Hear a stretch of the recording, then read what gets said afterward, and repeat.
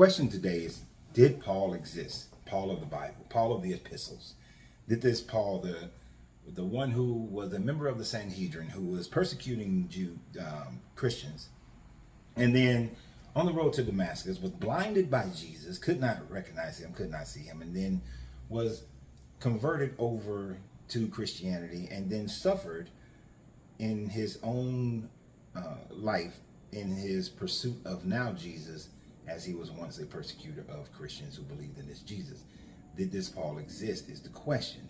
Before we go there, I want to thank everybody for who joins this channel, for everybody who's watching the video. Please share the video with others of like mind, and let's continue to grow.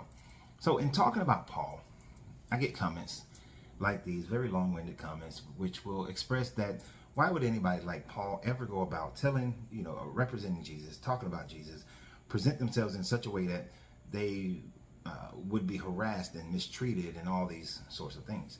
Well, if Paul is a fictitious character, then there is no character who can be punished in such a way that the punished in such a way of Roman sedition, then this person would neither suffer any of those things because they simply do not exist.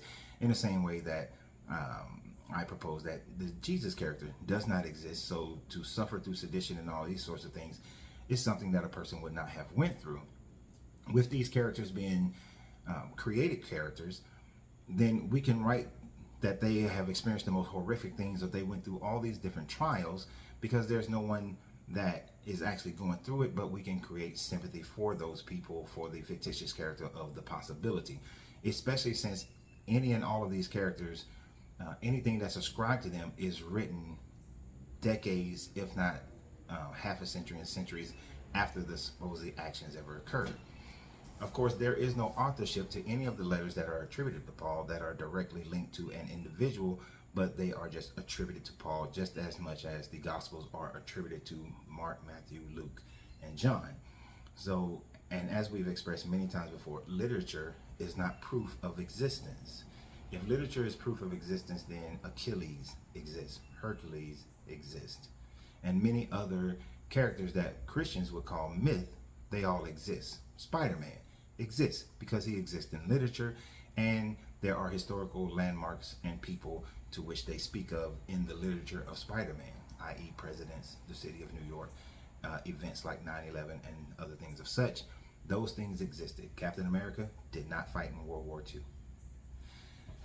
But when it comes to Paul, there's a little bit of specialness to this presentation, because in around about 500 plus years before Paul, you had the Bacchae written by Epicletus. Sorry for my pronunciation of some of these names.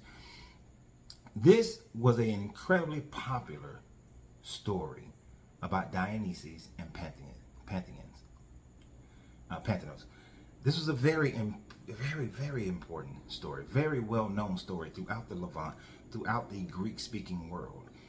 By the time frame the Romans have conquered the Greeks and are now in control of Judea and Egypt, this story would be incredibly well-known in the same way that we have stories like Gone with the Wind, and we make references to those.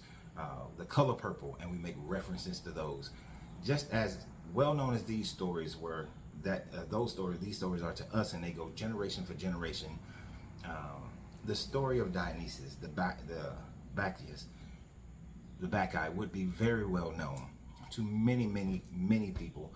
And as we see, and especially if you was on my live today, which is September 14th, there are many different areas to which we can see older writings, and those subject matters or portions of those subject matters were added into what is the New Testament, and we have definitely established in many other videos how that's been added to the Old Testament. Well, for this person, Paul,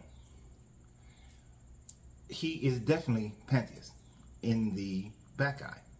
You see, in the Bacchae, there is this person, this authoritative person named Pantheus. Pantheus is blinded by Dionysus so that he is not recognizable to him, and so that when he goes in and is prepared to arrest Dionysus and arrest others who he was persecuting, who believed in Dionysus, who Dionysus was the son of Zeus. He was resurrected at birth. He had his own Eucharist where you drink the blood, the wine, and the wine represents Dionysus' blood, the bread represents Dionysus' body, and you take the Eucharist in worship and representation of Dionysus. Dionysus would be with his followers, and they would gain the spirit of God, of Zeus, through wine, and then they would have fiery tongues speaking above their heads but never burning their hair. So we already have certain similarities with the same characters, but in that story you have it where Pantheus does not recognize Dionysus, comes capture him while he's out in the garden. Dionysus goes willingly, as Jesus went willingly.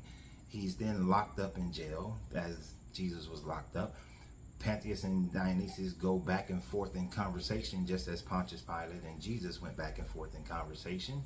And then an earthquake happens, as an earthquake happened with Paul when he was in jail, and the doors opened, and Dionysus strolls into Pantheus's courtroom, into his court, and he's wondering, how did you get here? And then his eyes are open, and he realizes that Dionysus is the Son of God. And Pantheus immediately starts to worship him and is converted over and becomes a follower of Dionysus. We see this element from a very well-known play, The Bacchae, added to the biblical story, to the character of Paul, a character who cannot be verified through outside sources beyond the Bible. There are no Sanhedrin records of Saul, whose name became Paul, in the records of the Sanhedrin. There's no Roman records of him being jailed. There's no Roman records of him requesting an audience with Caesar. There's no records of Paul at all. And if you're writing a character who doesn't exist, you can have them suffer through the most heinous situations, because if the person never existed, it doesn't matter, as they're not really going through the pain. As long as they can connect to the suffering that the people are going through, or connect to the wanting of some level of freedom out of the Roman Empire, then as long as that's there, then you can write a fictitious character that is backdated to have lived generations prior to the actual writing, and then therefore there's no one who can dispute it, and people will lean on it, people will believe on it, because this was done at a time frame where Christianity was growing in the Roman Empire. So it was the new thing, the new fad, the new way to gain power, to gain money, to gain prestige, because new bishops and things of that nature were coming up, because Vespasian and the Flavians, well, I should say Josephus and the Flavians, had decided to create this more docile version of Judaism, which was causing disruptions within the Roman Empire. And in doing so, all they did was create a whole nother beast, a whole nother animal that created another religion. And later on, Constantine had to deal with the same thing of Christians causing disruptions throughout the Roman Empire, as well as winning the Christians who were in his army. So Paul most likely didn't exist. He only exists if you believe in it. And if it is your faith that causes you to believe in it, I cannot argue faith. But if it's facts, there are no facts to support the existence of Paul. But you have a great day. And remember to free yourself to be yourself, because your greatness is always, your greatness is, free yourself to be yourself, because your greatness, I can't even say it today. I can't even say it. Good vibrations, good journey. Join us for our lives at 10 o'clock, Monday through Friday, Facebook, YouTube, and Stitch, since I can't even get my slogan out the door later.